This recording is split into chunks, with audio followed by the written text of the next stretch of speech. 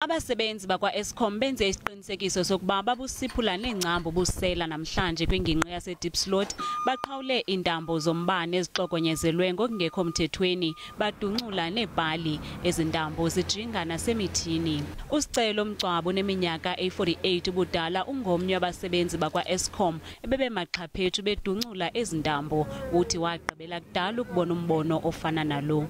So we always have up and down because of this theft of these people. So it's dangerous for us, it's dangerous for them. So we're trying to make safe for us and safe for our network because now our network is overloading. Abezomthetho nabo kunyanzeleke kuba babizwe kule ndawo. Abahlali ke bavakalise izikhalazo zabo besithi bazawuphinde bazibuyisele izintambo.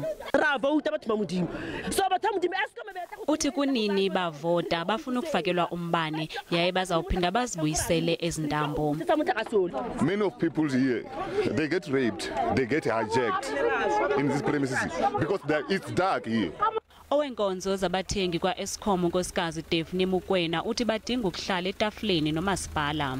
We just need to have those discussions and start initiating those discussions to say how can we electrify these communities, because definitely to improve their quality of life they need a safe electricity. Eskom uphulukana nemali balelwa ngapha kwezigidi ezimbini zerandi minyaka le ngenxa yokubiwa kombane. Eliphulo ke liza kuqhutywa nakwezinye ingingqi.